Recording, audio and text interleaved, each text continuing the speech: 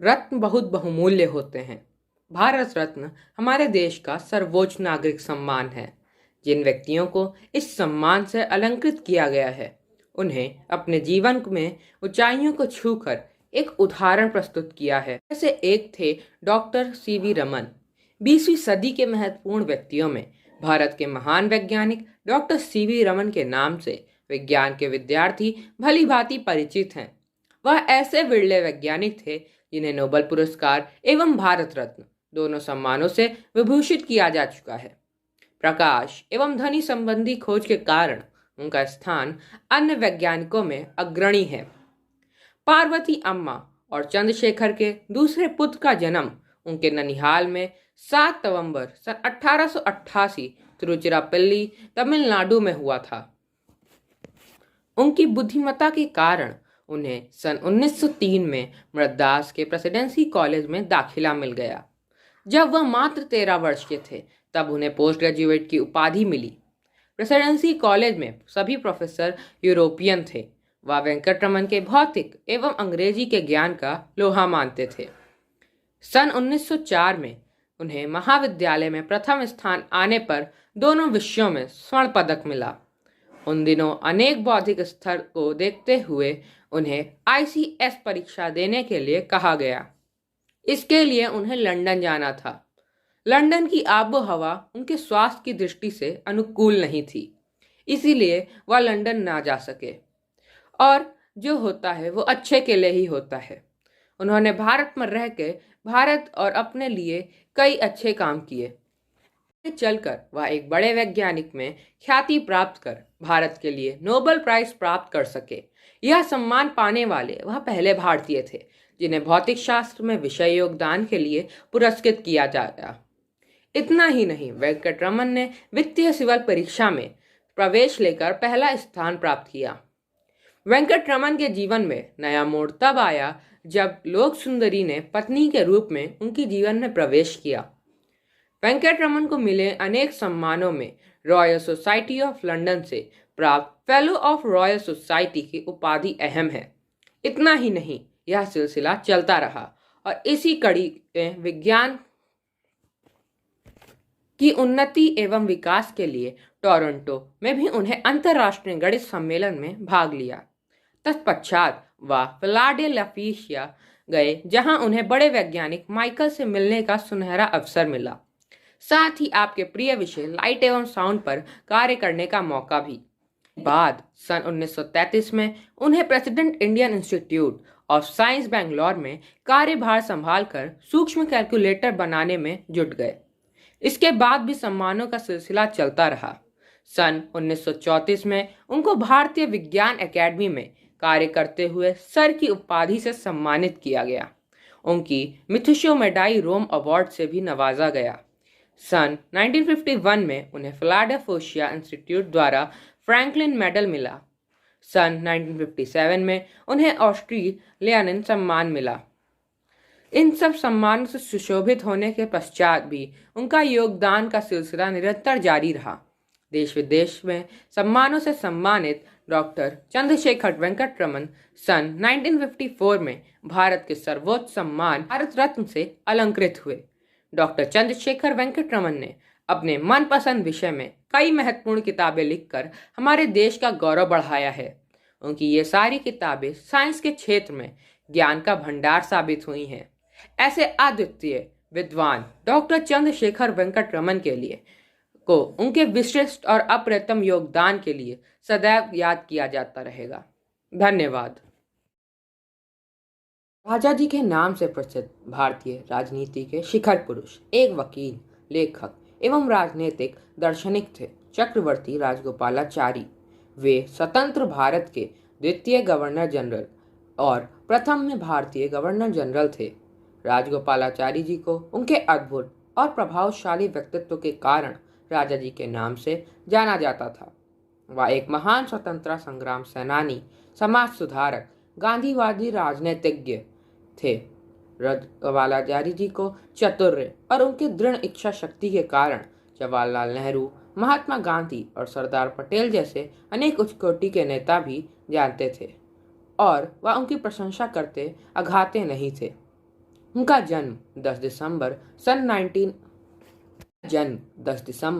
1878 को तमिलनाडु मद्रास के सैलम जिले के हुसूर के पास दोरापल्ली नामक गांव में हुआ था। एक वैष्णव ब्राह्मण परिवार में जन्मे चक्रवर्ती जी के पिता का नाम श्री नलिन चक्रवर्ती था, जो सैलम न्यायालय में न्यायाधीश के पद पर कार्यरत थे। चक्रवर्ती राजगोपालाचारी जी निडरता के साथ अपने सिद्धांतों के आगे किसी भी प्रकार के समझौते के लिए तैयार नहीं होते थे। वह अकारण ही अपने सिद्धांतों पर नहीं अड़ते थे। जिन समस्याओं पर अन्य नेतागण उनका विरोध करते थे, लेकिन बाद में वे सहज रूप से उन्हीं मसलों पर राजा जी के दृष्टिकोण से सहमत हो जाते थे।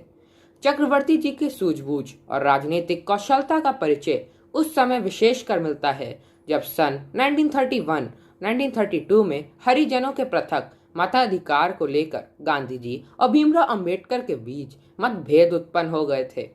एक और जहां गांधी जी इस संदर्भ में अनशन पर बैठ गए थे, वहीं अंबेडकर भी पीछे हटने को तैयार नहीं थे। उस समय चक्रवर्ती ने उन दोनों के बीच बड़ी ही चतुराई से समझौता कराकर विवाद शांत कराया था। गांधी जी द्वारा संपादित पत्र यंग इंडिया का संपादन चक्रवर्ती जी ही करते थे। गांधी जी के उत्तराधिकारी के रूप में चक्रवर्ती राजगोपालाचारी जी को ही माना जाता था। सन 1937 में चक्रवर्ती जी को मद्रास का मुख्यमंत्री बनाया गया। उनकी राजनीति में गहरी पकड़ थी। सन 1942 में उन्हें देश के विभाजन को सभी के विरोध के बाद भी स्वीकार किया। सन 1947 में वही हुआ। यही कारण है कि सभी नेता उनकी दूरदर्शिता और बुद्धिमत्ता का लोहा मानते रहे। सन 1947 में देश के पूर्ण स्वतंत्र होने पर उन्हें बंगाल का राज्यपाल नियुक्त किया गया। इसके अगले ही वर्ष वह स्वतंत्र भारत के प्रथम गवर्नर जनरल जैसे अति महत्वपूर्ण पद पर नियुक्त किए गए। इसके अलावा गृह मंत्री, लोकसभा सदस्य आदि पदों पर रहकर भी वह भारत के हितार्थ के सोचते रहे। उन्हें 1954 में भारत रत्न से विभूषित किया गया। वह एक कुशल विद्वान और अद्भुत लेखक प्रतिभा के धनी थे। वह किसी भी बात को गहराई, बुद्धि, चातुर्य से लेते थे। वह तमिल और अंग्रेजी के बहुत ही अच्छे लेखक थे। गीता और उपनिषद पर उनकी टीकाएं प्रसिद्ध हैं। उनको उनकी पुस्तक चक्रवर्ती थरोगमन पर साहित्य अकादमी द्वारा पुरस्कृत किया गया। उन्हें अनेक कहानियां भी लिखी। स्वराज नामक पत्र में उनके लेख निरंतर प्रकाशित होते रहते थे। इसके अलावा नशाबंदी और स्वदेशी वस्तुओं के विशेषकर खादी के प्रचार प्रसार पर उनका योगदान महत्वपूर्ण माना जाता है। अपनी वेशभूषा से भारतीयता का दर्शन कराने वाले इस महापुरुष का निधन सन 28 दिसंबर 1972 को हुआ। भारत के इस अद्वितीय समाज सुधारक एवं विद्वान को हमारा प्रणाम। अब मैं आपको एक ऐसे सम्मानित व्यक्ति के बारे में बता रहा हूँ जिनका जन्म दिवस पूरे भारत में शिक्षक दिवस के रूप में मनाया जाता है। अब तो आप मेरा इशारा समझ ही गए होंगे। जी हाँ, मैं बात कर रहा हूँ डॉक्टर सर्वपल्ली राधाकृष्णन जी के बारे में, जो भारत के प्रथम उपराष्ट्रपति थे। उन्हें सन 1954 में भारत सरकार ने भारत रत्न से अलंकृत किया था। यह सम्मान उन्हें शिक्षा और दर्शन के क्षेत्र में अहम कार्यों और महत्वपूर्ण योगदानों के लिए दिया गया।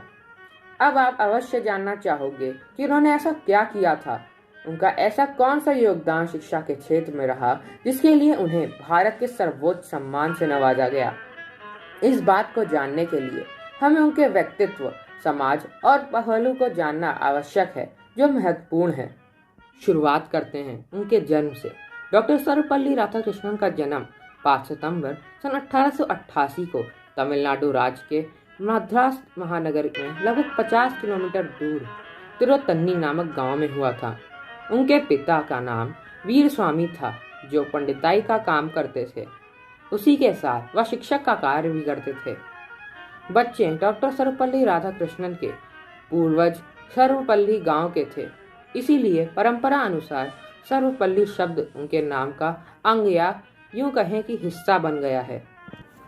दिनांक 9 सितंबर 1949 में मार्च 1952 तक वह रूस के भारत के राजदूत रहे। रहते हुए उन्होंने अपने आध्यात्मिक विचारों का सहारा लेकर संसार की दो परस्पर विरोधी विचारधाराओं के समीप लाने का प्रयास किया।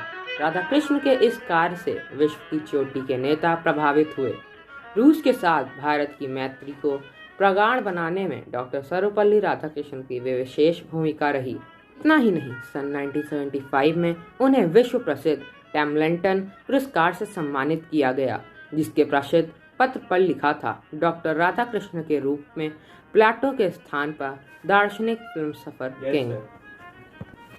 शिक्षा की भूमिका को आज विश्व ने माना है। इसकी महत्ता का कोई भी नकार नहीं सकता। शिक्षा के बारे में राधाकृष्ण कहते थे, भावनाओं का रूप अंतर्राष्ट्रीय है। हमें समस्त विश्व को इकाई समझना चाहिए। यथार्थ यह संघर्ष तो मनुष्य के मस्तिष्कों में है। सभी महापुरुषों और सभी ऋषि मुनियों की शिक्षा का सार यही है। शिक्षा ही व्यक्ति के आचार व्यवहार में निखार लाती है। डॉक्टर राधाकृष्ण शिक्षा को सत्य की खोज का मार्ग बताते हैं। उनके शब्द में शिक्षा जीवन पार्जन का केवल एक साधन मात्र नहीं है, ना ही यह विचारों का भंडार है, या तो आत्मिक जीवन का प्रवेश की दीक्षा है, सत्य की खोज और आत्मा का परीक्षण है। उन्होंने शिक्षा को उद्देश्यक तथा जीवन में श्रद्धा, विश्वास एवं आस्था जगाने वाला बताया है। डॉक्टर राधाकृष्ण को सदा जीवन में उच्च विचार का प्रचारक कहा गया है। वह शाकाहारी भोजन पसंद करते थे। भारत के सर्वोच्च पद राष्ट्रपति पर रहते हुए भी व्यवहार की विनम्रता और अभिमान शून्यता लोगों को अभिभूत कर देती थी। लगभग 87 वर्ष तक यह शिक्षाविद हमारे बीच रहा। 17 अप्रैल सन 1975 को उनका देहांत हुआ।